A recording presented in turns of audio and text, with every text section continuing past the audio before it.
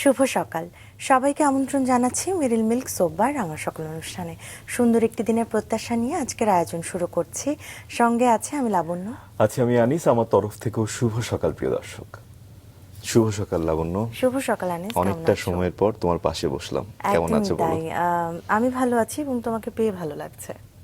তুমি কেমন আছো? এই তো আমি ভালো আছি। বর্ষার এই অপরূপ সৌন্দর্য কেমন উপভোগ করছো? কখনো মেঘ কখনো বৃষ্টি। একদমই এই সময়টা দারুণভাবে উপভোগ করছি এবং যেটা হয় বাড়িতে থাকলে একটু আসলে বৃষ্টিটা উপভোগ করতে বেশি ভালো লাগে। বের হলেও ভালো লাগে, তবে থাকে না একটু এক কাপ গরম চা, একটু বৃষ্টি দেখছি, মাঝে মাঝে ইচ্ছে করে একটু ছাদে গিয়ে ভিজি। সবকিছু মিলিয়ে আসলে সময়টা খুব ভালো যাচ্ছে। তোমার? আমারও খুব ভালো যাচ্ছে এবং তোমার তো একটা অসময় গেল আসলে। তবুও নিজেকে একটু বুঝ দেওয়া, তুমি সঙ্গীত শিল্পী, শিল্পের সাধনায় সবকিছু মিলেই আসলে একটু তৃপ্ত হওয়ার চেষ্টা করা, যতটুকু আছে বেঁচে থাকা। একেবারে তাই। এটাই তো আমাদের আসলে একটা মূল লক্ষ্য জীবনের। আসলে সব সময় চলার পথটা একরকম ভাবে যাবে না। নিশ্চয়ই সেই জায়গাটায় কখনো আসলে ভালো থাকা, কখনো খারাপ থাকা, এই সব মিলিয়েই জীবনে বেঁচে থাকতে হয়। আসলে কবিতা, গান এগুলো আমাদের নতুন ভাবে বাঁচতে শেখায়, তাই না? একেবারে একেবারে। এই কথাটা এই কারণে বললাম, একজন আবৃত্তি শিল্পী রয়েছেন। একদম। চলো জেনে নিই কে আছে। চলো। প্রিয় দর্শক, আমাদের আজকের রাঙা সকালের অতিথি আবৃত্তি শিল্পী মনোয়ার মাহমুদ জুয়েল। শুভ সকাল। শুভ সকাল। কেমন আছেন? আমি ভালো আছি, আপনি ভালো আছেন? আমরা সবাই ভালো আছি। রাঙা সকাল পরিবার ভালো আছে। সময়টা কেমন যাচ্ছে? আমরা আসলে দুজনে তো আসলে নিজেদের সময় নিয়ে কথা বলছিলাম। আপনার সময়টা আসলে সবকিছু মিলিয়ে এখন বর্তমানে কেমন যাচ্ছে? সময় তো আসলে মানুষকে যাপন করতে হয়। সময়টা সময়ের মতোই থাকে, আমাদেরকে মানিয়ে নিতে হয় সময়ের সাথে আসলে। একদম একদমই তাই। যা বলছিলেন আপনারা, এখন বর্ষা, মেঘ সব মিলিয়ে এটা একটা বাংলার কি বলবো, একটা চিরন্তন রূপ এই বর্ষায় ধরা দেয়, আমরা দেখতে পাই। এখনই বৃষ্টি হচ্ছে, আবার কিছুক্ষণ পরই আকাশ রোদ উঠে যাচ্ছে বা নীল হয়ে যাচ্ছে। এটা ভালো লাগে, কাজ করে নিশ্চয়ই। তবে গ্রামে যখন কিছু কিছু সমস্যা হয়, যখন এটা ধান কাটার সময় হয় বা এই সময়গুলোতে তারা যারা কাজ করেন মাঠে, তাদের জন্য কিছুটা সময় হয়। আমরা শহরে থাকলে এটা বোধহয় একটু বেশি উপভোগ করতে পারি। নিশ্চয়ই। আর গ্রামের প্রকৃতিও তো আপনি দেখেছেন, সেই শৈশবের বগুড়া। জি। কেমন দেখেছেন বর্ষা? আমি একদম গ্রামে জন্মেছি এবং একদম গ্রামে বেড়ে উঠেছি, সেই কারণে গ্রাম বলতে যা বোঝায় আমি সেই রকম গ্রামেই বড় হয়েছি। আমাদের গ্রামে বিদ্যুৎ ছিল না এবং তখন পাকা রাস্তাও ছিল না, তো একদম কাঁচা রাস্তা, বৃষ্টি হলে কাদা হয়ে যেত। সেই থেকে বৃষ্টি যে চিরন্তন একটা রূপ ধরা পড়তো, সেটা আমি দেখে বড় হয়েছি। আমাদের বাড়ির পাশে একটা বিল ছিল। আচ্ছা। তো বর্ষা হলে সেই বিলটা পানিতে ভরে যেত, তখন আমরা মাছ ধরতে নেমে যেতাম। আচ্ছা। তো সেই স্মৃতিগুলো এখন মনে পড়ে। শহরে তো সেই সুবিধাটা নেই, কিন্তু আমরা এখন সেই স্মৃতিগুলো রোমন্থন করতে ভালোবাসি। চমৎকার। এবং এমন একটা পরিবেশের কথা শুনছি, এমন একটা সময়ের কথা শুনছি, শৈশব, গ্রামের পরিবেশ, বর্ষা, সবকিছু মিলিয়ে একটা চমৎকার মুহূর্ত। সেই জায়গাটায় একজন আবৃত্তি শিল্পীকে পেয়েছি। যদি একটা চমৎকার আবৃত্তি দিয়ে আজকের আয়োজন শুরু করি, আমার মনে হয় মন্দ হয় না। স্যার যদি অনুমতি দেন, একটা আবৃত্তি শুনে নিতে চাই। নিশ্চয়ই। আমি শুরু করছি একটা আবৃত্তি দিয়ে। এটা অনেকটা আমার জীবনের সাথে মিলে যায়। আমরা যারাই গ্রাম থেকে শহরে আসি এবং শহরে লেখাপড়ার পর অনেকটা থেকে যাই বিভিন্ন কর্মের যোগসূত্রে, তাদের সাথে মিলে যাবে কবিতাটা। হ্যাঁ, শুনি। ছেলেটা যখন প্রথমবার ঢাকায় আসে, তখন সে নিতান্তই বালক।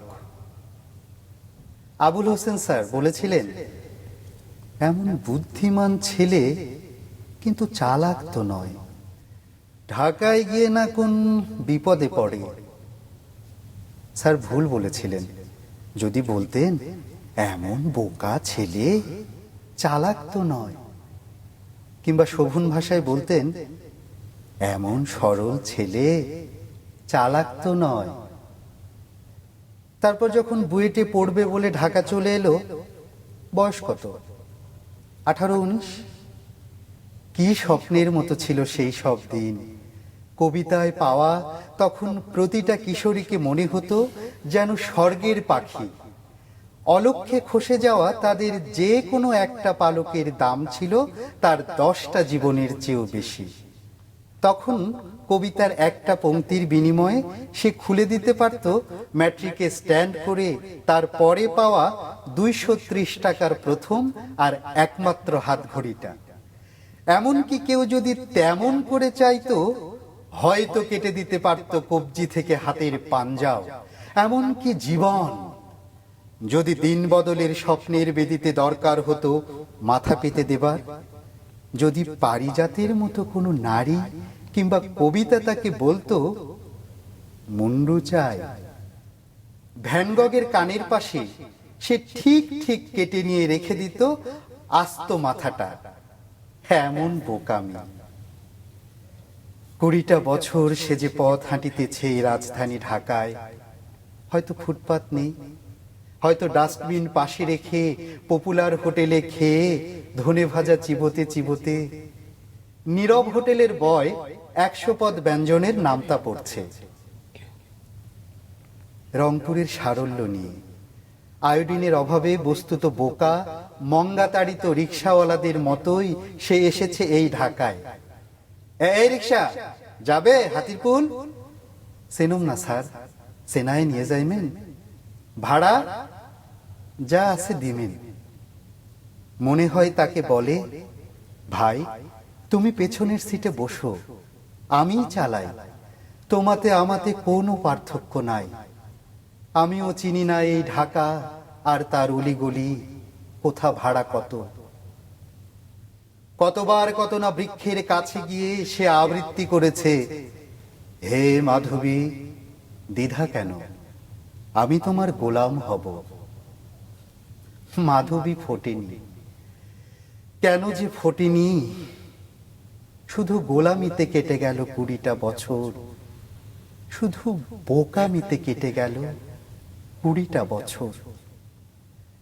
চারিদিকে কত যে চালাকি, কত যে স্মার্ট ছেলে মেয়ে, কত যে বুদ্ধিমান সম্পন্ন মানুষ। তারা বই পড়া, তারা ছবি দেখা, তারা গান শোনা, তারা ক্রিকেটের পরিসংখ্যা মুখস্থ রেখেছে। তাদের সাথে ঘুমন জুলিয়া রবার্টস, বিবেক বেরোয় অন্তত। আর দেখো রাস্তায় কেমন ব্যস্ততা, কি রকম প্যাঁচ ঘোচ, রোজ রোজ পাল্টে যায় ট্রাফিক কানুন। তার মধ্যে এই বোকা ছেলেটা, মাথা বড় বুদ্ধি প্রতিবন্ধী বয়সী বালক, রাস্তা পার হবে বলে পথে নামছে। ধাবন্ত দোতলা বাস দেখে দৌড়ে ফের উঠছে ফুটপাতে। আর তাই দেখে হাসছে শহরের নামি দামি স্কুল পড়ুয়া। কয়েকজন নারী ও পুরুষ, তাহাদের হাতে হাতে সেলফোন। তারা নাকি পরস্পর মিস কল খেলছে। বাহ, ভীষণ সুন্দর। একদম বাস্তবমুখী বেশ কিছু আসলে লাইন শুনলাম এবং ভালো লাগছিল। স্যারের সম্পর্কে একটু জানিয়ে আসবেন নাকি? নিশ্চয়ই নিশ্চয়ই স্যার, আপনার সম্পর্কে কিছু তথ্য আছে, আমরা একটু দর্শকদের জানাই। জি নিশ্চয়। মনোয়ার মাহমুদ জুয়েলের আবৃত্তির হাতে খড়ি হয় শৈশবে বাবার কাছে। 2001 সালে কণ্ঠশীলনে প্রাতিষ্ঠানিক আবৃত্তি শিক্ষা গ্রহণের মাধ্যমে তার সাংগঠনিক যাত্রা শুরু হয়। সেখান থেকে তিনি ওয়াহিদুল হকের সংস্পর্শে এসে শুধু শিল্পবোধ নয়, জীবনবোধেরও দীক্ষা লাভ করেন। পরবর্তীতে 2011 সালে সমমনা শিল্পীদের নিয়ে গড়ে তোলেন বাক শিল্পাঙ্গন এবং বর্তমানে এর সাধারণ সম্পাদক হিসেবে দায়িত্ব পালন করছেন। চাঁদ বণিকের পালা, রূপকথার গল্প, দেবতার গ্রাস, ঘর গেরস্থি, বর্ণচোরা, হাঁয়ের ভিতর ড্রাগন ঘুমায়, তবু মাথা নোয়াবার নয়, দেশ ছাড়া ঘর হারা ও সবার উপর মানুষ সত্য সহ নানা আবৃত্তি প্রযোজনায় অংশ নিয়ে এবং নিজে প্রযোজনা করে প্রশংসা অর্জন করেছেন।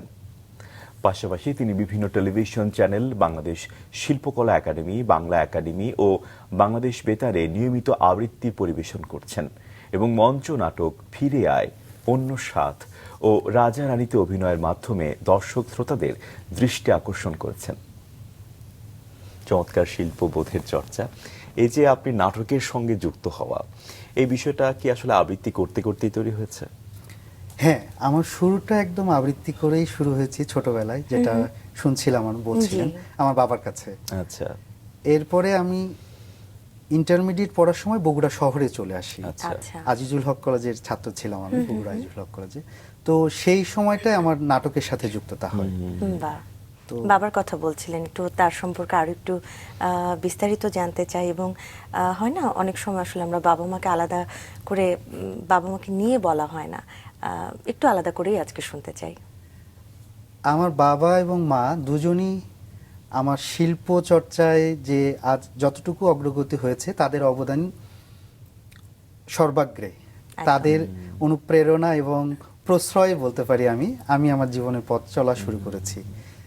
বাবার সাথে যেটা বলেছিলাম যে আবৃত্তির হাতে খড়ি তার কাছে, এটা হয় না একদম। আমরা যখন স্কুলে পড়ি তখন স্কুলে বিভিন্ন রকম আবৃত্তির প্রতিযোগিতা হয়। তো সেই রকম একটা প্রতিযোগিতা জন্য আমি আসলে তখন বুঝতামও না যে আবৃত্তির প্রতিযোগিতা হবে স্কুলে, একটা কবিতা পড়তে হবে এরকম। তখন কোন ক্লাসে পড়তেন আপনি? তখন আমি ক্লাস 5-এ পড়ি। আচ্ছা। হ্যাঁ, তো বাবা তখন ওই প্রথম আমাকে কবিতা ধরে ধরে কিভাবে করতে হয়, কিভাবে শব্দটা বলতে হয়, প্রক্ষেপণ কি, সেগুলো শিখিয়েছিলেন একদম শুরুতে। তো আমার আবৃত্তির গুরু আসলে আমার বাবা। বাহ। আর মায়ের জায়গাটা আর যদি আসি, মার দিক থেকে যদি বলি, আমাদের বাবার পরিবারের চাইতেও মার পরিবার শিল্পে বেশি আগানো আর কি। আচ্ছা। হ্যাঁ, আমার মারা হলো 6 বোন 7 ভাই, মানে আমার 7 মামা 6 খালা। আচ্ছা। তো সেইটা একটা আলাদা রকম পরিবার, খুব খুব মজার পরিবার আসলে। আমরা আমাদের পরীক্ষা শেষ হওয়ার পর বা ছুটির জন্য অপেক্ষা করতাম কখন আমরা নানি বাড়ি যাব। বাহ, হ্যাঁ। তো সেইখানে গিয়ে আমি যেটা দেখেছিলাম যে একটা ঘর ছিল যেটা শুধু বই দিয়ে ভরা, আচ্ছা। আলমারিতে বই ঠাসা। তখন আমার এটা খুব মনে হচ্ছিল যে এইরকম মানে হতে পারে, যে আমার তো তখন ভাবনাই ছিল না। তারপর মনে হতো যে আমার যদি এরকম থাকতো, আমি যদি এরকম বই পড়তে পারতাম। বই পড়ার নেশাটা আমার আসলে ওইখান থেকে হয়েছে, আমার মার কাছ থেকে বা মামাদের কাছ থেকে, আসলে খালাদের কাছ থেকে। তার মানে জীবনে এগিয়ে যাওয়ার ক্ষেত্রে বাবা মার একটা চমৎকার ভূমিকা রয়েছে একেবারে শৈশব থেকেই। একদম নিশ্চয়ই। এবং তাদের কাছ থেকে যদি মোরাল ভ্যালুস বা নীতি নৈতিকতা বা জীবনে এগিয়ে চলার পথে আদর্শ যদি বলতে চাই, কি শিখেছেন, কি মনে হয় আপনার এখন? জীবনে আসলে মানুষ হতে হবে। আচ্ছা। আমার বাবা মা হয়তো ডাক্তার, ইঞ্জিনিয়ার বা আরো অনেক কিছু ছেলেদেরকে বানাতে চেয়েছিলেন, কিন্তু তারা সবসময় চেয়েছেন যে ছেলে যাতে মানুষ হয়। মানুষ হলে জীবনে বেঁচে থাকার পথ কিছু না কিছু খুঁজে পাওয়া যায়। হ্যাঁ, হয়তো দুঃখ কষ্ট এগুলো তো জীবনের অনুষঙ্গ, এগুলো থাকে, কখনো হয়তো কম থাকবে বা বেশি থাকবে। আমরা আমাদের পরিবার থেকে, বাবা মার কাছ থেকে এইটুকু বোধ অর্জন করতে পেরেছি যে মানুষ হতে হবে ঠিকভাবে। বাহ, একদম। চমৎকার। ভাই বোন আপনারা? আমরা 2 ভাই, আমি বড়। আপনি বড়। হ্যাঁ। আচ্ছা। আমার ছোট এক ভাই আছে। হ্যাঁ হ্যাঁ, তাহলে সেই জায়গাটা থেকে ভালোবাসা, দায়িত্ব দুটোই আসলে ছোটবেলা থেকেই বোধহয় তৈরি হয়েছে বলতে হ্যাঁ, পারি। তা বলতে পারেন। বা আমরা এই গল্পগুলো জায়গা থেকে আবার আসতে চাই, কিন্তু আরেকটা আবৃত্তি শুনতে চাই আপনার কাছ থেকে। আচ্ছা, আমি এবারে নির্মলেন্দু গুণের কবিতা কিছুই সহজ নয়। আনন্দ সহজ নহে, বেদনা সহজ নহে, বিরহ সহজ নহে, মিলন সহজ নহে, কি তবে সহজ? কিছুই সহজ নহে যদি, নদী কি সহজ, নাকি সহজ কঠিন? সহজ কঠিন ভেবে কঠিনেরে ভালোবাসিলাম, কঠিনের বঞ্চনার মুখ সেও কি সহজ? প্রহরে প্রহরে জাগি দেখি নিত্য কঠিনের মুখ জলে চারিপাশে, কেহ দূরে যায়, কেহ কাছে আসে, কেহ করে ঘৃণা, কেহ ভালোবাসে। ভালোবাসা কি সহজ নাকি ঘৃণা? জীবন সহজ নয়, মরণ সহজ হবে কিনা আমরা জানি না। হয়তো সহজ কাছে আসা, তাই কাছে আসি। হয়তো সহজ ভালোবাসা, তাই ভালোবাসি। যখন সহজে কিছু পাই ভাবি হয়তো সহজ ছিল পাওয়া, যখন হারায় ভাবি হায় এত সহজে চলে যাওয়া শিখেছে মানুষ। তারপর দূরে বসে সহজের সাথে কঠিনের যখন মিশাই, দেখি শুধু জীবন বিষায় নীল নৈঃসঙ্গের বিষে। বিষ কি সহজ নাকি সহজ অমৃত? সহজ আনন্দ ছিল কিসে মনেও পড়ে না। জীবনের দেনা শুধু বাড়ে চক্রবৃদ্ধি হারে, শুধিতে পারি না ঋণ। বুঝি আমার সহজ ছিল না রাত্রি, ছিল না সহজ কোনো দিন। ভীষণ সুন্দর আসলে। এত সহজ করে আবৃত্তি কিভাবে সম্ভব? আবৃত্তি তো আসলে সহজ করেই বলবার জিনিস। আমরা যখন শম্ভু মিত্রের আবৃত্তি শুনি বা কাজী সব্যসাচীর আবৃত্তি শুনি, জি। কিংবা যদি আমরা আমাদের গোলাম মুস্তফার আবৃত্তি শুনি, হাসান আরিফের আবৃত্তি শুনি, তখন আমরা শুনতে পাই যে আসলে আবৃত্তি কি অবলীলাক্রমে তারা উচ্চারণ করে যাচ্ছেন, কত সহজ করে, কত সুন্দর করে। মানে আপনি শুনলেই আরো শুনতে ইচ্ছা করবে। এই যে শুনতে ইচ্ছা করে, এটা আসলে সহজ করে বলার কারণেই নিশ্চয়ই মানুষের হৃদয়কে সেটা স্পর্শ করে। অনেকে দেখা যায় কি কণ্ঠের উপরে প্রচন্ড চাপ দিয়ে আবৃত্তি করছে এবং তার একটা ধারণা তৈরি হয়েছে যে কণ্ঠের উপর চাপ না দিলে, অতিরিক্ত একটু মোটা না করলে হয়তো সেটা আবৃত্তি হচ্ছে না। কি বলবেন আপনি? হ্যাঁ, এরকম একটা ধারণা প্রচলিত সমাজে আছে যে একটু বেস থেকে বা একটু মোটা গলা হলে আবৃত্তি হয়তো শুনতে ভালো লাগে। কিন্তু তাই যদি হয় তাহলে শম্ভু মিত্রের কথা আমরা কি বলবো? শম্ভু মিত্রের তো কোনো বেজ ছিল না। উনি তো যে জায়গা থেকে চর্চা করে আবৃত্তি করেছেন, উনি তো আমাদের আবৃত্তির পথ প্রদর্শক বলতে পারি। তো তার কবিতার আবৃত্তি আমাদের কিভাবে ভালো লাগে? নিশ্চয়ই আবৃত্তি ভালো লাগার কারণ হলো আমি যিনি যে আবৃত্তি করছে, যিনি শুনছেন, আপনার সাথে আমার যোগাযোগটা কেমন হচ্ছে। আমি কি আমার কথা দিয়ে, আমার বক্তব্য দিয়ে আপনার সাথে যোগাযোগটা স্থাপন করতে পারছি কিনা, সংযোগটা তৈরি করতে পারছি কিনা। আমার তো মনে হয় আবৃত্তির এটাই মূল উপাদান আসলে। ছোটবেলায় ফিরিয়ে নিয়ে যাই, সেই সময় আবৃত্তির প্রতিযোগিতায় অংশগ্রহণ করা। একটা হলো বাবার কাছে হাতে খড়ি, কিন্তু নিজে কি বুঝতে পারতেন যে আবৃত্তি করতে আপনার ভালো লাগে, বা এই যে একটু পুরস্কার পাওয়া, ভালো সবাই প্রশংসা করছে, সেই ছোটবেলার গল্পগুলো একটু শুনবো। বাবা যে নেশাটা ধরিয়ে দিলেন, তারপর সেটা আমার মধ্যে জেঁকে বসলো। স্কুলে এক ধরনের প্রতিযোগিতা হতো, সেখানে আবৃত্তির পাশাপাশি আমরা জানতাম যে ছোটবেলায় আবৃত্তির সাথে অভিনয় করতে হতো, হাত নেড়ে, এরকম আর কি। তো সেটা তো এক ধরনের বিষয় ছিল, কিন্তু আমার কবিতার প্রতি এক ধরনের ভালোবাসা জন্মে গেল। আচ্ছা, সেটা কি ক্লাস 5 থেকেই? হ্যাঁ, তারপরেই 5-6 থেকে ক্লাস 7-এ ওঠার পরে আমি তখন প্রতিযোগিতা হতো উপজেলা পর্যায়ে, জেলা পর্যায়ে, তারপর বিভাগীয় পর্যায়ে, তারপর জাতীয় পর্যায়ে। তো আমি হাই স্কুলে থাকার সময় জাতীয় পর্যায়ে চলে আসলাম, জাতীয় পর্যায়েও পুরস্কার পেলাম আবৃত্তিতে। তো এইটা এক ধরনের পুরস্কার পেলে মানুষের এক ধরনের ভালো লাগা কাজ করে, তো অনুপ্রেরণা কাজ করে, সেটা তো এক ধরনের থাকলোই। কিন্তু এর পাশাপাশি যেটা হলো, আমার কবিতার প্রতি ভালোবাসাটা তৈরি হয়ে গেল। এই কবিতার প্রতি ভালোবাসা তৈরি, যেটা বলছিলাম, ছোটবেলা থেকেই তো এটা ভেতরে থাকলো, এবং বড় হয়ে এই আবৃত্তির প্রতি যখন আরো বোধ তৈরি হলো, আরো বুঝতে শিখলাম, দেখলাম যে কবিতা পড়তে ভালো লাগছে। সেটা আবৃত্তি হোক বা এমনি নিজে নিজে পড়ার জন্য হোক। তো এই কবিতাটা আসলে আমার সাথে থেকে গেল। আমার যখন খারাপ লাগে, একা একা থাকি, তখন কবিতা পড়ি, আবার যখন ভালো লাগে তখনও কবিতা পড়ি। আসলে কবিতা আমাদের সব সময়ের সঙ্গী, ভালো লাগা মন্দ লাগা। এ পর্যায়ে আমরা আরেকটা কবিতা আবৃত্তি শুনি। আবুল হাসানের কবিতা পরিত্রাণ। জি। দেখো তো আমাকে খুব শিশু শিশু লাগে কিনা, খুব বোকা বোকা লাগে কিনা, লাগলেই ভালো। আর এই যেন হয় আমি যেন এরকমই থাকি, এরকমই শিশু শিশু, এরকমই বোকা, এরকম বিদেশ বিভুঁইয়ে আমি যেন তোমাদের এই সব রক্ত খেলা, নারী ও তৃষ্ণার জল, নিষ্ফল তরুর ছায়া, তিমির চিনি না। আমি যেন তোমাদের এই সব সাংঘাতিক সুখ দুঃখ তৃষ্ণা কাম কুয়াশার কুয়াশা চিনি না।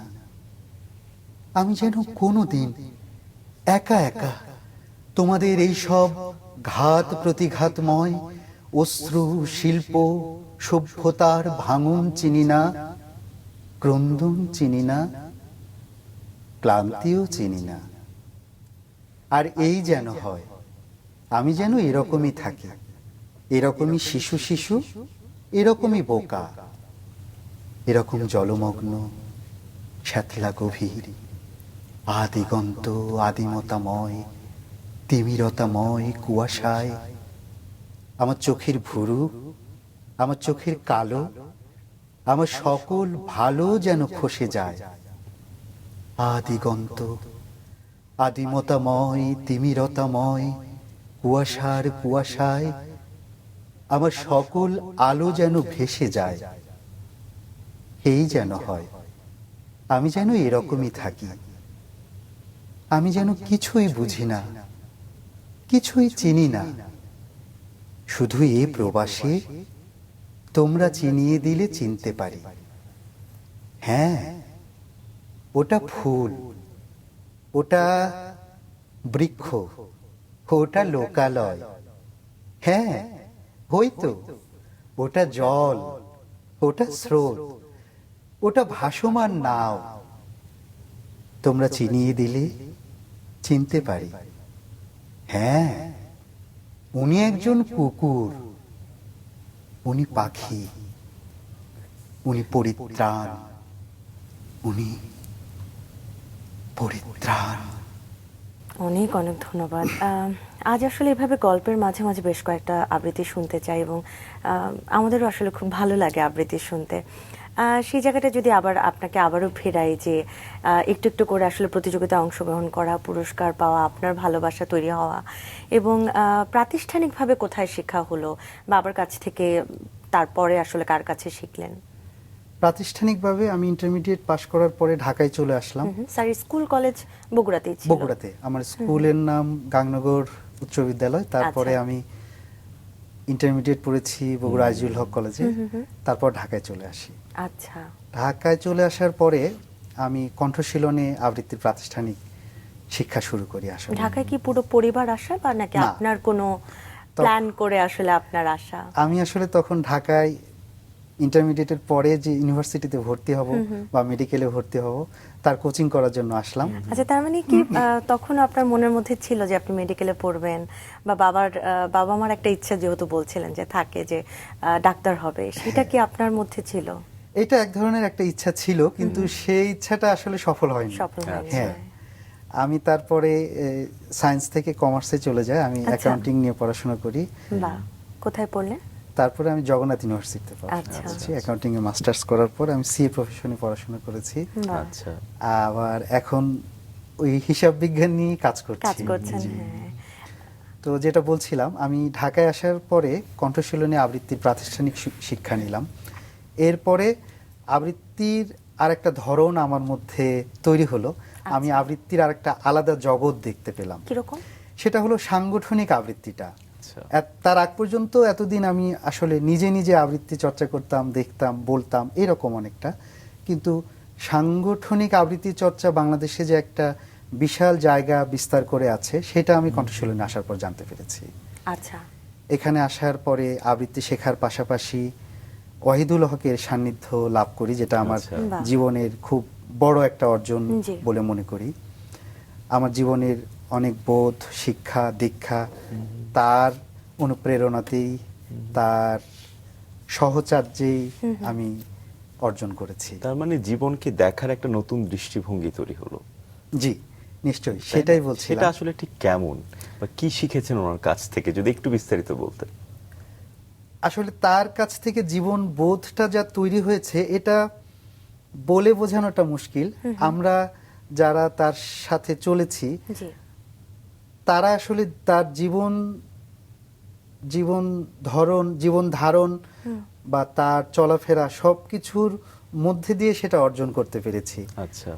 একটা কথা আমি বলি, ওয়াহিদ ভাইয়ের সাথে যার একদিনের যোগাযোগ হয়েছে বা হয়তো একবেলা কথা হয়েছে, তার কাছেও মনে হয় যে ওয়াহিদ ভাই তাকেই সবচেয়ে বেশি ভালোবাসেন। বাহ, মানে তার কিরকম সেই গুণ বা তার জীবনের এই দিকটা কিরকম হলে অন্যের পক্ষে এটা বোঝা সম্ভব বা বোধ করা সম্ভব হয়, এটা থেকে আমরা তার জীবনের দীক্ষাটা বুঝতে পারি আসলে। চমৎকার। এবং যদি এই জায়গাটা থেকে আপনার কাছে জানতে চাই, একটা দৃষ্টিভঙ্গি তো আসলে পরিবর্তন হলো, আপনি একটা নতুন মানে একটা নতুন দিক পেলেন, আমি যদি বলি একদম সহজভাবে।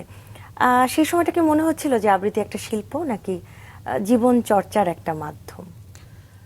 আবৃত্তি একটা শিল্প, কিন্তু এখনো সেই শিল্প কতটুকু দাঁড়িয়েছে তা নিয়ে হয়তো তর্ক থাকতে সেটা পারে, তো অবশ্যই, হ্যাঁ। কিন্তু আবৃত্তি একটা শিল্প অবশ্যই।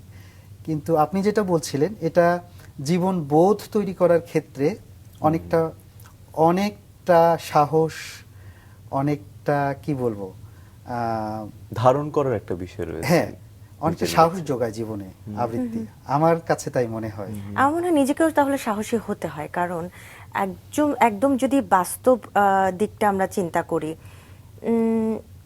শুধু কি আবৃত্তি শিল্পী হয়ে ওঠা যায়, নাকি আসলে পাশাপাশি অন্য কিছু প্রফেশনের জায়গা থেকে আসলে অনেক কিছু চিন্তা করতে হয়? না, শুধু আবৃত্তি করে জীবন যাপনের কথা বলছেন, জি। সেটা সম্ভব নয় আসলে এখনো। হয়তো কখনো হবে, আমরা আশা করি বা ভাবি, আকাঙ্ক্ষা করি যে এরকম কিছু একদিন হবে, কিন্তু এই মুহূর্তে সেটা সম্ভব নয়। জীবিকার জন্য আসলেই অন্য কিছু করতে হয়, আর জীবনের জন্য আবৃত্তি করতে আচ্ছা, হয়। তাহলে সেই সময় সমন্বয় করছেন কিভাবে? একদম বিশ্ববিদ্যালয় জীবন, আবৃত্তিতে সময় দেয়া, জীবনকে নিয়ে ভাবা, নিজের ক্যারিয়ার নিয়ে ভাবা, সবকিছু মিলিয়ে ওই সময়টায় যদি একদম আপনাকে ফিরিয়ে নিয়ে যায়, কেমন ছিল আমাদের সেই মনোয়ার মাহমুদ জুয়েল স্যারের জীবনটা? আবৃত্তিকে আসলে জীবনের বাইরে রাখা সম্ভব না। এটা জীবনের আরো যে দৈনন্দিন কাজগুলো আছে, যেমন সকালে উঠলে আমি ব্রাশ করি, হাত মুখ ধুই, আরো যে কাজগুলো আছে, আমরা নাস্তা করি, দুপুরের খাবার খাই, আবৃত্তিটা আমার কাছে এইরকম একটা অভ্যাসের মতো একটা অপরিহার্য বিষয়, যেটা দৈনন্দিন জীবনের সাথে লেপ্টে থাকে। তো যে জিনিসটা আপনার দৈনন্দিন জীবনের সাথে লেপ্টে থাকলো, তাকে তো আপনি ছাড়তে পারবেন না, এটা আপনি আপনার সাথে চলতে থাকবে। আর জীবিকার জন্য আসলে আমাদের যে সংগ্রাম করতে হয়, সেটা তো এক ধরনের কি সংগ্রাম। ধরনের আছে। সংগ্রাম করেছেন সেটাই জানতে চাই একটু স্যার। সংগ্রামটা বলতে আসলে আমরা যখন এই কণ্ঠশীলনে ভর্তি হই, সেই সময়টা একটা 2001, 2003, 2003 এই সময়টা খুব, আমরা যারা বন্ধুরা ছিলাম একসাথে, তো আমরা এমনভাবে তৈরি হচ্ছিলাম, এমনভাবে থাকছিলাম যে মনে হতো যে আবৃত্তির বাইরে আসলে আর কিছু করব না আমরা। আচ্ছা, জীবনটা হয়তো কবিতা করেই, আবৃত্তি দিয়েই এইভাবেই চলতে পারবো। আমাদের বহু রাত কেটে গেছে আমাদের বন্ধুদের সাথে, যে সারা রাত আমরা আবৃত্তি করেছি। আচ্ছা, আবৃত্তি করে তারপর সকালে বেলা উঠে ক্লাসে চলে গেছি, এরকম হয়েছে। আমাদের এরকম অনেক হয়েছে যে আমরা টিএসসি থেকে হাঁটতে হাঁটতে সদরঘাট চলে গিয়েছি, আচ্ছা। এবং কথা বলতে বলতে আবৃত্তি করতে করতে। তো সেই দিনগুলো আমাদের তুমুল আড্ডা, তুমুল হই হল্লা, এবং এর মধ্যে দিয়ে আসলে জীবনের একটা ধরন তৈরি হয়ে গেছে আমাদের, যে এই যে সময়টা অতিবাহিত করছি আমরা, তখন একটা সময় গিয়ে দেখলাম যে হ্যাঁ, আবৃত্তি হচ্ছে, কবিতা হচ্ছে, ভালো লাগা হচ্ছে, আর এর সাথে জীবন চলার জন্য আসলে প্রাতিষ্ঠানিক শিক্ষাটা দরকার পড়ে। তারপর যদি আমি পেশাগত জায়গা, চাকরি বা ব্যবসা, যার যার জীবনের জন্য দরকার, সেগুলোর দিকে ঝুঁকে পড়লাম আমরা। না, আপনি বলছিলেন যে আবৃত্তি করে জীবন চালানো বড় কঠিন বিষয়, কিন্তু আবৃত্তির সঙ্গে যারা যুক্ত, যারা আসলে বাচিক শিল্প যদি আমি বলি, কণ্ঠটাকে বিভিন্নভাবে তারা ব্যবহার করছেন বর্তমান সময়ে। অনেকে সংবাদ পাঠ করছেন, ভয়েস ডেলিভার করছেন। হ্যাঁ, ঠিক আছে, আপনার কি মনে হয় সেই 2001 সালে যখন আপনি আবৃত্তি প্রাতিষ্ঠানিকভাবে শেখা শুরু করেছেন এবং 2026 সালে, এখন তো বোধহয় অনেক স্কোপ বা অনেক ওয়ে তৈরি হয়েছে, তাই না, কণ্ঠটাকে ব্যবহার করে উপার্জন করার বিষয়টা যদি বলি? হ্যাঁ, তা হয়েছে, কিন্তু সেটা কি যথেষ্ট আমাদের জন্য? কারণ আমাদের এই ইন্ডাস্ট্রিটা, মিডিয়া ইন্ডাস্ট্রিটাও খুব বেশি বড় এরকম না। তো আমাদের যে স্বপ্নবান ছেলে মেয়ে যারা আসেন, তাদের তো আরো অনেক বড় স্বপ্ন থাকে নিশ্চয়ই। এরকম হয় যদি একজন আবৃত্তি শিল্পী শুধু আবৃত্তি করেই জীবন জীবনের যে জীবিকা, এটা যদি জোগাড় করা সম্ভব হতো তাহলে হয়তো আবৃত্তিটা আরো ভালো জায়গায় যেতে পারতো। পথটা বেশ কঠিন, বেশ কঠিন, চ্যালেঞ্জিং। হ্যাঁ অবশ্যই কঠিন। তার মানে পাশাপাশি একটা পেশাগত জায়গা থাকা খুব দরকার একটা সিকিউর লাইফের জন্য। পাশাপাশি হয়তো আমরা আবৃত্তি চর্চা করলাম। এটা থাকা দরকার। অনেকেই হয়তো দ্বিমত করতে পারেন আমার সাথে, কিন্তু এটা থাকা দরকার। জীবনের জন্য, বেঁচে থাকার জন্য অর্থের সংস্থান একটা দরকার বিষয়, কিন্তু খুব বেশি অনেক কিছু থাকতে হবে এরকম না। এমনটা নয়। হ্যাঁ, এমনটা না। তবে আমরা যারা আসলে গান করি বা গানকে ভালোবাসি, আবৃত্তির জায়গায় আসি, কিংবা নাচ শিল্পের যে কোনো মাধ্যমে যারা কাজ করি, তারা আসলে এতটাই ভালোবেসে ফেলি যে এসব নিয়ে আসলে আর অতটা ভাবি না যে আসলে কতটুকু যাচ্ছে, কি হবে। পুরা বলতে পারি যে একদম কাজ পাগল হয়ে যায় সবাই। একদম, একদম। সেই জায়গাটায় আরেকবার আবৃত্তি তো শুনতে ইচ্ছে করছে, এবার কি শুনবো? নীরেন্দ্রনাথ চক্রবর্তীর কবিতা তুমি দেখে নিও। শুনি। একে একে বানিয়ে তুলব সব, তুমি দেখে নিও। বাড়ি ঘর, ক্ষেত খামার, উঠোনি লাউয়ের মাচান, জানালার পাশে লতানি জুঁইয়ের ঝাড়, একে একে সমস্ত বানাবো, তুমি দেখে নিও। দক্ষিণে পুকুর থাকলে ভালো হয়, তুমি বলেছিলে, অবশ্য থাকবে। পুকুরে হাঁসের স্নান দেখতে চাও, সে আর এমন কি বেশি কথা, সাদা বা বাদামি হাঁস ছেড়ে দেব, যা চাও সমস্ত হবে। একই সঙ্গে হয়তো হবে না, কিন্তু একে একে হবে। ভালোবাসা থাকলে যা যা হয়, আমি সব কিছু দুই হাতে তিলে তিলে বানিয়ে তুলব, তুমি দেখে নিও। চমৎকার। চমৎকার। এই যে আপনি যে কবিতাগুলো নির্বাচন করেন আবৃত্তির জন্য, প্রত্যেক আবৃত্তি শিল্পীর কি একটা আলাদা নির্দিষ্ট ঘরানা বা স্টাইল আছে যে সে এমন কবিতাগুলো আবৃত্তি করে যেগুলো তার কণ্ঠে ভালো যায়? কণ্ঠের চেয়েও আমার কাছে যেটা গুরুত্বপূর্ণ মনে হয় যে ভালো লাগার ভালো বিষয়টা। আচ্ছা। ব্যক্তি থেকে ব্যক্তির ভালো লাগার বিষয়টা তো একটু আলাদা, ভিন্ন হয়, আলাদা হয়। সেই ক্ষেত্রে যখন আপনি আমার কাছ থেকে আবৃত্তি শুনতে চাইবেন, আমার যে কবিতাগুলো বেশি ভালো লাগে সেগুলোই আমি শোনাতে নিশ্চয়ই, পছন্দ করি। নিশ্চয়ই। প্রত্যেকেরই এরকমই থাকে। কি ধরনের কবিতা এমনিতে আপনার ভালো লাগে বেশি? আমার জীবনের সাথে যে কবিতাগুলো মিলে যায়। হ্যাঁ মিলে যায়, ধরেন জীবন চলার মতো কবিতাগুলো, ঘনিষ্ঠ। সেগুলো ভালো লাগে। প্রকৃতির কবিতাগুলো ভালো লাগে, জীবনানন্দে ভালো লাগে, রবীন্দ্রনাথের কবিতা ভালো লাগে। এবং যে কবিতাগুলো সাধারণত কথা বলে, আমার যোগাযোগ স্থাপন করে, আমার কথা বলে, সেগুলোই পড়তে ভালো লাগে। এবং বেশিরভাগ আপনার সাথে সময়। গল্প করতে করতে আমার এটাই মনে হয়েছে যে আপনি জীবনটাকে খুব উপভোগ করেন এবং সহজভাবে দেখেন। সেখানটায় চ্যালেঞ্জ তো অনেক এসেছে, নিশ্চয়ই। সেই চ্যালেঞ্জগুলো উতরে উঠেছেন কি করে? জীবন চলতে গেলে চ্যালেঞ্জ থাকবেই আসলে, আপনি যেটা বলছিলেন। কিন্তু আমি আসলে জীবনটা উপভোগই করতে চাই। আমার ছোটবেলা থেকে বাবা মা যেভাবে আমাকে সাহায্য সহযোগিতা এবং চলতে শিখিয়েছেন, যে জীবনটাকে আনন্দময় করে করতে হয় এবং আনন্দময় করে চলতে হয়, আনন্দময় করে তুলতে হয়। এরপরে আমি যখন সংসার জীবনে প্রবেশ করি, আমার স্ত্রী, উনিও আবৃত্তি করেন। আচ্ছা। ও, তার কাছ থেকেও আমি আরেক ধরনের প্রশ্রয় পেয়েছি জীবনে। সংসার থেকে, সংসারের নানান রকম জটিলতা, ঝামেলা, যেগুলো থেকে তিনি আমাকে মুক্তি দিয়েছেন। আমার কাজটা আমি আরো আনন্দময় করে করতে পারি। কিন্তু আশেপাশের মানুষগুলো কি সেই আনন্দ ধরে রাখতে দেয়? এটা আপনি যদি চান তাহলে অনেকে মিলে খুব বেশি সময় চাপিয়ে রাখাটা কঠিন। আমি তো আমার মতোই চলবো, আমার মতো করেই উপভোগ করব। এক্ষেত্রে যারা একদম কাছের মানুষ, তাদের সহযোগিতা অনেক বেশি দরকার হয়। সত্যি। আমার পরিবারের কথা বললাম। এরপরে এই আবৃত্তির পথ চলাতে 2011 সালে এসে আমরা বন্ধুরা মিলে, আমার সাথে যারা আমরা কাজ করতাম একসাথে, তারা মিলে আবার আরেকটা আবৃত্তি সংগঠন গড়ে তুলি, বাক শিল্পাঙ্গন।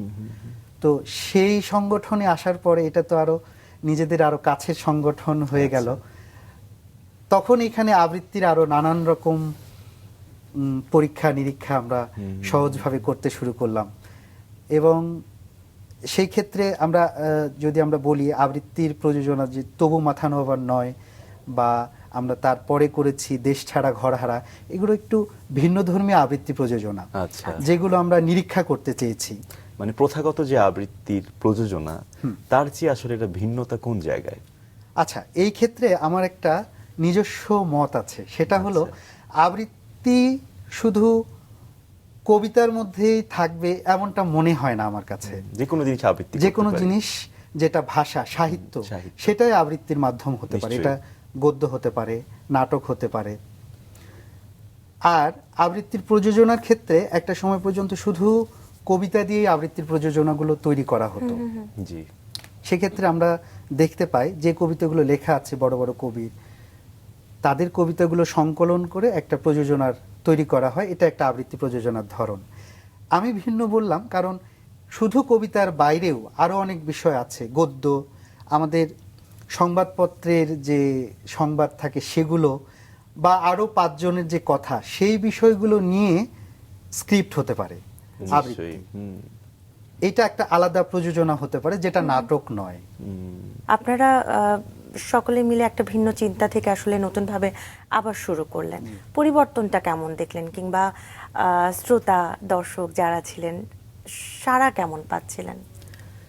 আমরা নতুন সংগঠন করার পরে যে সুবিধাটা হলো, আমি যেটা বলছিলাম, যে আমাদের নিজস্ব যে চিন্তা বা যা করতে চাই সেটা করতে পারছিলাম নিজেদের মতো করে। এবং এরপরে আমরা যখন প্রথম প্রযোজনাটা করলাম তবু মাথা নোয়াবার নয়, বা তারপরে যদি বলি দেশ ছাড়া ঘর হারা, এটা শরণার্থীদের নিয়ে একটা প্রযোজনা। আচ্ছা। এবং একদম শেষ সময় আমরা করেছি সবার উপরে মানুষ সত্য, যেটা ধর্ম, মানুষের ভেদাভেদ এগুলো নিয়ে। শেষ সময়টার কত সালে এটা? এটা 2023 সালে। 23-এ না? আচ্ছা। আচ্ছা। 23 সালে। তো এই প্রযোজনাগুলো আমরা মানুষের আরো বেশি কাছে যেতে পেরেছি বলে আমাদের মনে হয়। বাহ। একদম মানুষের সাথে সরাসরি যোগাযোগের যে বিষয়টা, এই প্রযোজনাগুলো দিয়ে আমরা সেটা করতে পারছি। কবিতা দিয়ে তা হয় না, আমি কিন্তু তা বলছি না, কিন্তু আবৃত্তি প্রযোজনা একটা আলাদা ধরন তৈরি হবে আমার ধারণা, এবং আমি আশা করি তা হবে। এই প্রযোজনা, আবৃত্তি প্রযোজনা, এই ধরনের প্রযোজনাগুলো, এবং আবৃত্তি প্রযোজনার জন্য নতুন স্ক্রিপ্ট লেখা হবে শুধু প্রযোজনা করার জন্যই।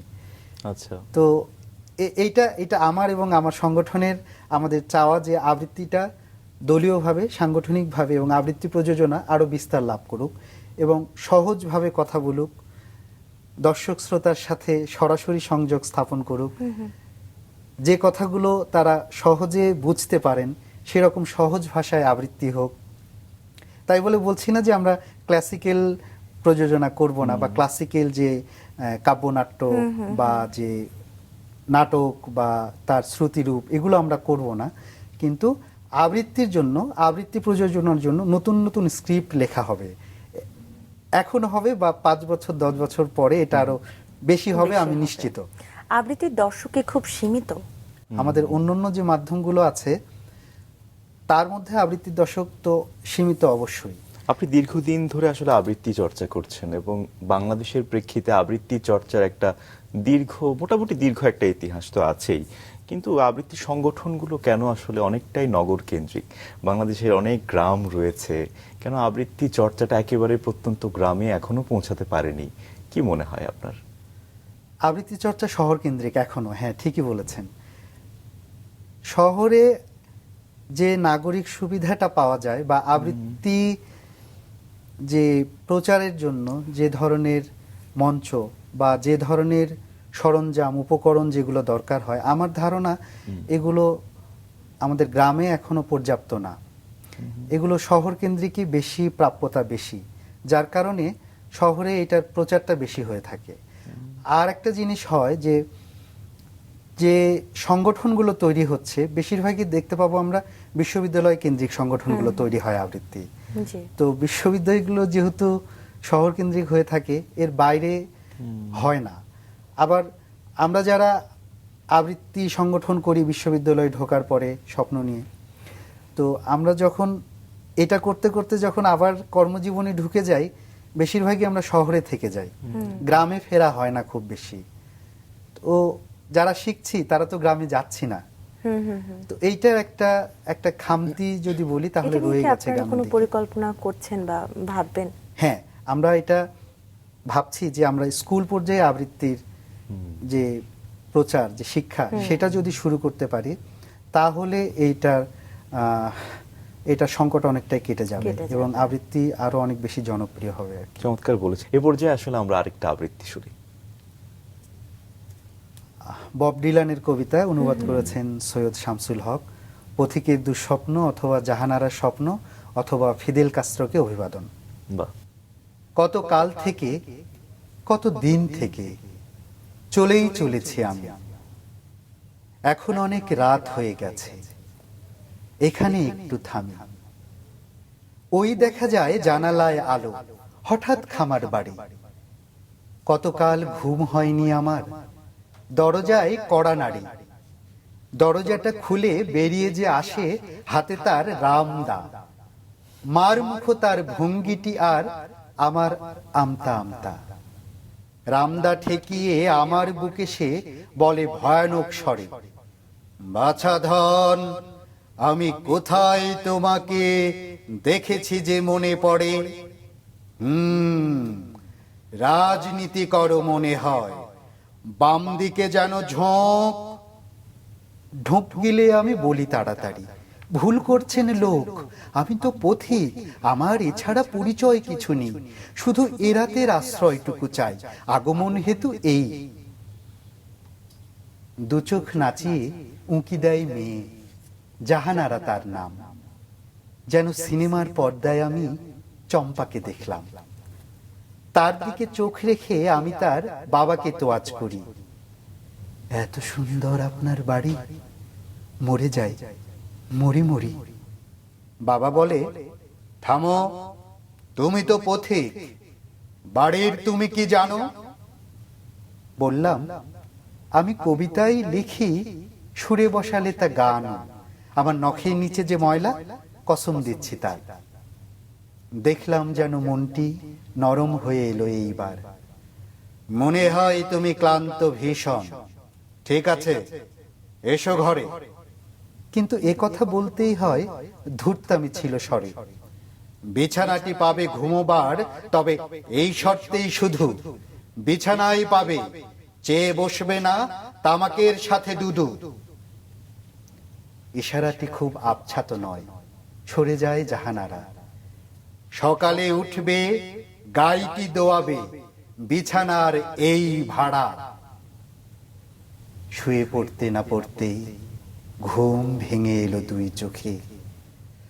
আমি কতকাল ঘুমোতে পারিনি নিহত দিনের শোকে। হঠাৎ কি হলো, ঘরে কেউ এলো? চেয়ে দেখি জাহানারা, অমাবস্যার রজনীতে যেন খসে পড়া এক তারা। পথিক, তুমি কি গোসল করবে? সারা গায়ে কি যে ধুলো। হেসে বললাম, ধুলো বলছো কি, বন্ধু যে এইগুলো। ধুলো বুঝি হয় বন্ধু কখনো? জাহানারা হেসে ওঠে, আমি তো চাঁদের উদয় দেখেছি কতবার কত ঠোঁটে। এ জীবন জানি অমাবস্যার এক টানা এক রাত। কোনদিন যদি দিন আসে, তবে হতে পারে সাক্ষাৎ। বেদনার মতো লাল দানাগুলো ফেটে ফেটে পড়ে যায়। নিঃশ্বাস ফেলে পাশ ফিরে আমি ডুবে যাই বিছানায়। ভোর হয়ে যায়, মনে পড়ে যায় গায়ে দুইতে যে হবে। বাবা বলে, আরে অদ্ভুত, তো কথা কে রেখেছে কবে? নিশ্চয় এটি বদ্ধ পাগল, ভাগ্যে খ্যাপিনি রাতে। বললাম, এখনো অনেক খবর রয়েছে হাতে। কিরকম শুনি? প্রশ্ন বাবার, মুখখানা হাসি হাসি। যেমন ধরুন ফিদেল কাস্ত্রো, তাকে বড় ভালোবাসি বলেই আমি তো বিদ্যুৎ বেগে সরে যাই। দেখি বাবা কাস্ত্রোর নাম হতে না হতেই তুলেছে বিশাল থাবা। থাবা মানে থাবা, বাঘের সে থাবা। সরে আসি এক পাশে, নেমে আসে থাবা, ভাঙে আলমারি।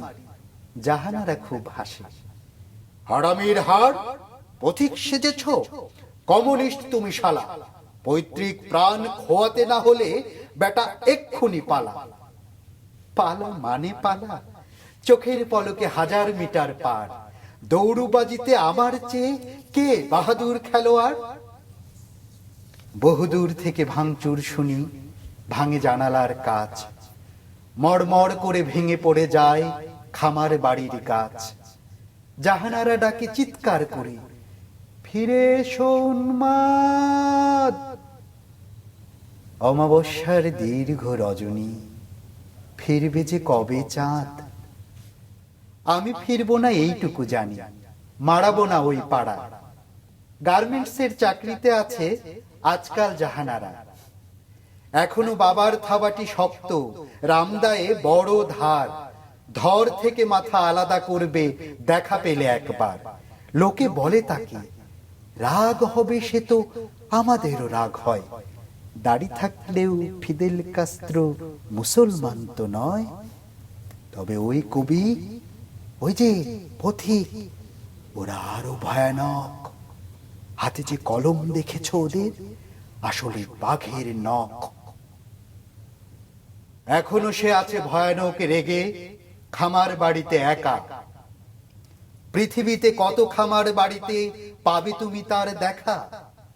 তোমাকে তাড়িয়ে পথে যে নামায় কোটি কোটি হয় তারা। তোমার জন্য একটি বাড়ি, একটি জাহানারা। তোমার জন্য একটি চাওয়া, কবিতা একটি এই। তোমার জন্য একটি চাওয়া, কবিতা একটি এই। তোমার জন্য একটি চাওয়া, কবিতা একটি এই। কথা বলবার স্বাধীনতা, তার কোনো বিকল্প নেই। অনেক অনেক ভীষণ ধন্যবাদ। শেষের যে মেসেজটা, একদম। কথা বলবার যে স্বাধীনতা, তার কোনো বিকল্প নেই। আসলেই খুব সুন্দর। আমরা বলার জন্য হাঁসফাঁস করি, কিন্তু কতটা বলতে পারি? কবিতায় হয়তো অনেক কিছুই বলা যায়। হ্যাঁ, যা কিছু বলতে পারি না বলা কবিতায় দরকার, বলি। কবিতায় বলে ফেলি। স্যার তো লেখালেখিও করছেন, সেই প্রসঙ্গে একটু শুনবো। কতটুকু লেখার সময় হয় আসলে? লেখালেখিটা একদম নিজের জন্য আসলে। আমার লিখতে ভালো লাগে, আচ্ছা। আমি ছোট গল্প লিখে আনন্দ পাই। বা লেখালেখার যা বিষয়টা পুরোটাই এখনো নিজের কাছে। যদি আমার মনে হয় না যে আমি যা লিখি তা আসলে প্রকাশ করে অন্যদের সাথে বই প্রকাশ করার যে বিষয়টা, এটাতে আমার খুব অনীহা আছে আসলে। আচ্ছা। আমরা আমাদের যদি আখতারুজ্জামান ইলিয়াসের কথা বলি, তিনি অনেক বড় মাপের লেখক ছিলেন। তার মাত্র 2টি উপন্যাস, জি। একটি চিলেকোঠার সেপাই আর একটি খোয়াবনামা। আমরা যদি তার গল্প বলি, হাতে গুনে বলে দিতে পারবো তার 12-14টি গল্প। কিন্তু তিনি চাইলেই আরো অনেক বেশি লিখতে পারতেন।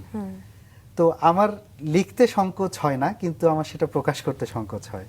আচ্ছা। আমি আমার নিজের জন্য এবং একদম কাছের মানুষ যারা, তাদের জন্য লিখতে ভালোবাসি আসলে। এই সংকোচ ভাঙুক আসলে, কারণ পাঠকরাও নিশ্চয়ই নতুন ধাঁচের লেখা পাবে একজন আবৃত্তি শিল্পীর কাছ থেকে। গল্প না হলেও আমি আবৃত্তির প্রযোজনা নিয়ে কাজ করব, আবৃত্তির প্রযোজনা লিখবো, নতুন নতুন প্রযোজনা, যা শুধু আবৃত্তি প্রযোজনা মঞ্চস্থ করার জন্যই লেখা হবে, এরকম লেখা আমি নিশ্চয়ই লিখব। আমরা অপেক্ষায় থাকলাম, এবং প্রশিক্ষক হিসেবেও আপনার অভিজ্ঞতা রয়েছে, সেই জায়গাটা নিয়ে একটু আসলে শুনতে চাই। এবং এখনকার যারা আসলে আবৃত্তিকে ভালোবাসে, তাদের মধ্যে কেমন আগ্রহ দেখছেন, একটু এই বিষয়গুলো নিয়ে জানবো। প্রশিক্ষক বলতে আসলে আমি নিজেকে কুণ্ঠিত বোধ করি।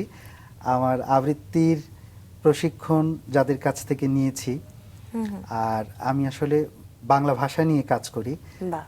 বাংলা উচ্চারণ নিয়ে কাজ করি। আমার গুরু অধ্যাপক নরেন বিশ্বাস।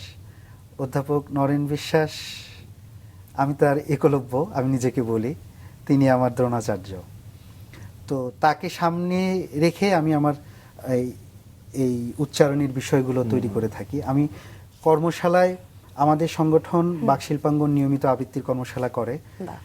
সেইখানে অনেক ছেলে মেয়ে আসেন, চমৎকার। এবং আমার ভালো লাগে, আপনাদেরও নিশ্চয়ই ভালো লাগবে, যে তারা ঠিকভাবে কথা বলার জন্য, একটা উচ্চারণ ঠিকভাবে করার জন্য, সুন্দর করে কথা বলার জন্য তাদের খুব আকাঙ্ক্ষা থাকে, খুব আগ্রহ থাকে, এবং তাদের ভালোবাসা থাকে বলেই তারা এই যে এখন যে ব্যস্ত সময়, আমাদের জীবনের যে টানাপোড়েন থাকে, তার মধ্যে থেকে সময় বের করে নিয়ে এই রকম একটা আলাদা কাজ করার জন্য যারা আসেন তাদের প্রতি আসলে আমার সম্মান জানাই আমি তাদেরকে। তো তাদের আকাঙ্ক্ষা এবং যে ভালো লাগার যে বিষয়টা তারা জানতে চান সেটা খুবই বেশি, এবং এটা দিন দিন বাড়ছেই। এবং আমরা খেয়াল করলে দেখতে পাবো যে এই বিশ্ববিদ্যালয় পড়ুয়া ছেলেমেয়েরা বা কলেজ পড়ুয়া ছেলেমেয়েরা এদের একটা বড় অংশ এখন সুন্দর করে কথা বলতে চায়, প্রমিত উচ্চারণে কথা বলতে চায়। এটা খুব ভালো লাগা কাজ করে আমাদের জন্য। নিশ্চয়ই নিজের মনের কথাগুলো সুন্দরভাবে প্রকাশ করার নাম, অন্য একটা নাম আসলে আবৃত্তি, তাই না? আমরা এই পর্যায়ে আরো একটা কবিতা আবৃত্তি শুনতে পারি কি আপনার সঙ্গে, একেবারে যেহেতু শেষ পর্যায়ে রয়েছে? জীবনানন্দ দাশের কবিতা নিশ্চয়ই। বলিল অশ্বত্থ ধীরে। বলিল অশ্বত্থ ধীরে, কোন দিকে যাবে বলো, তোমরা কোথায় যেতে চাও? এতদিন পাশাপাশি ছিলে, আহা ছিলে কত কাছে। ম্লান খোড়ো ঘরগুলো আজও তো দাঁড়ায় তারা আছে।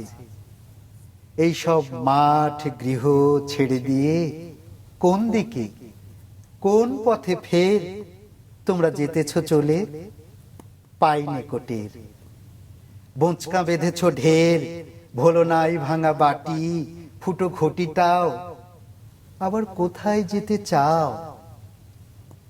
50 বছরও হয়নি কো, এই তো সেদিন তোমাদের পিতামহ, বাবা, খুড়ো, জ্যাঠা মহাশয় আজও আহা তাহাদের কথা মনে হয়।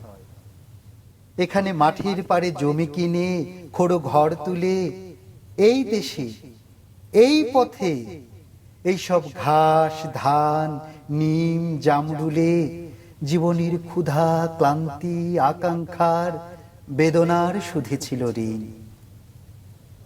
তোমরা সেখানে তবু থাকিবে না, যাবে চলে তবে কোন পথে?